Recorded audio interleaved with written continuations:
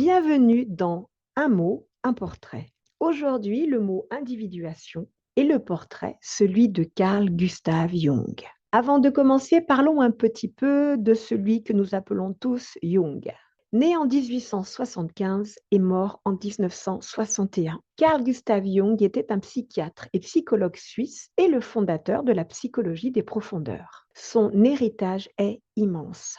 Il a apporté des contributions majeures à la compréhension globale de l'humain dans sa complexité et sa subtilité. Et au-delà de nombreux concepts mis en lumière tels que l'ombre, l'anima et l'animus, le soi et bien d'autres, Jung a toujours tenu compte des rapports dynamiques que ceux-ci entretenaient entre eux et de l'ensemble du système psychique dans une réalité vivante, agissante et mouvante. Pour Jung, tout est lié, tout est mouvement et tout est affaire d'expériences vécues. Et celle-ci passe autant par le mental, le cœur, l'intellect, l'émotionnel que par l'énergie du corps.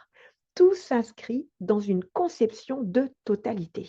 Jung était un grand penseur et un chercheur infatigable de la psyché. C'est parti pour le mot individuation, selon Jung. Il serait plus juste d'ailleurs de parler de processus d'individuation. L'individuation est le voyage fascinant pour devenir soi-même, un voyage intérieur unique pour chaque individu. Cela suppose un cheminement vécu consciemment par lequel un être engage une transformation intérieure. Le processus d'individuation est le concept central de Jung. C'est en quelque sorte la démarche psychologique et organique par laquelle une personne réalise son unicité, ce qu'elle est réellement, ainsi que son plein potentiel. Et ce processus suppose d'intégrer l'inconscient dans le conscient avec les perspectives de se rencontrer, de se découvrir, de s'accepter et de participer à l'instauration d'un être autonome et indivisible. Imaginez l'individuation comme un jeu de puzzle où chaque pièce représente une partie de soi. Et le but, si je puis dire, est de les rassembler, de les unir et de former progressivement son identité dans son entièreté. Qu'en est-il pour l'accompagnement coaching de vie? Nous retrouvons dans la pratique de l'accompagnement coaching de vie ce processus d'individuation par lequel une personne intègre les différentes parties de sa personnalité, y compris les aspects inconscients, pour devenir un soi plus complet et équilibré. Alors, qu'est-ce que ça suppose pour la personne coachée? Le premier pas vers l'individuation est de reconnaître la part d'ombre que chaque personne véhicule. Il s'agit d'accueillir et d'accepter les aspects de soi, pour la plupart refoulés ou ignorés, ou des expériences de vie que l'on considère comme négatives ou inappropriées. En somme, le processus d'individuation, c'est la manière dont une personne devient elle-même, distincte des autres et de son environnement. Cela commence donc par une prise de conscience de soi-même, en découvrant ses besoins profonds, puis en explorant des nouvelles choses, en faisant des expériences, en les mettant en œuvre et en les incarnant.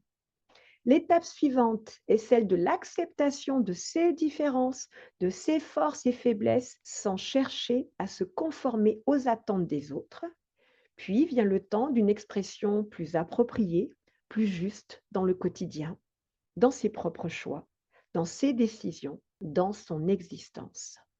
Ce concept est central dans l'accompagnement car il vise à soutenir les personnes à devenir des versions plus complètes et authentiques d'elles-mêmes. La psychologie des profondeurs de Jung est une source riche d'inspiration pour le coaching de vie. Elle est naturellement transposable, même si elle nécessite d'ajuster la posture, c'est-à-dire de passer de la relation d'aide thérapeutique à la relation d'accompagnement coaching de vie. Cette transition requiert de voir l'accompagné non pas comme quelqu'un à aider, mais comme quelqu'un à accompagner dans son parcours unique, à être en présence à ses côtés et à cheminer de concert avec lui selon ses besoins profonds et ses aspirations. C'est ainsi que le coaching de vie devient alors une approche encore plus holistique et subtile, afin d'accompagner les individus vers une vie choisie, épanouissante et authentique.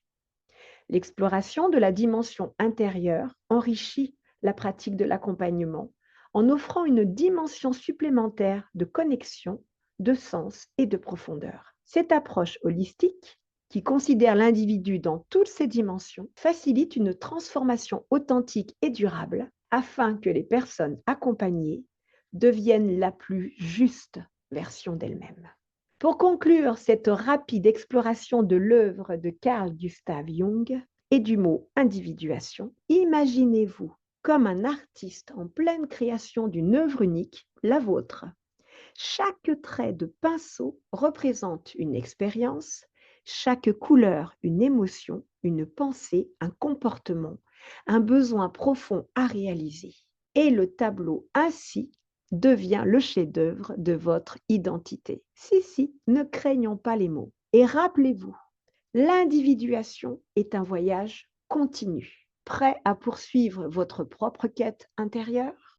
Merci pour votre écoute et rendez-vous bientôt pour un nouveau Un mot, un portrait.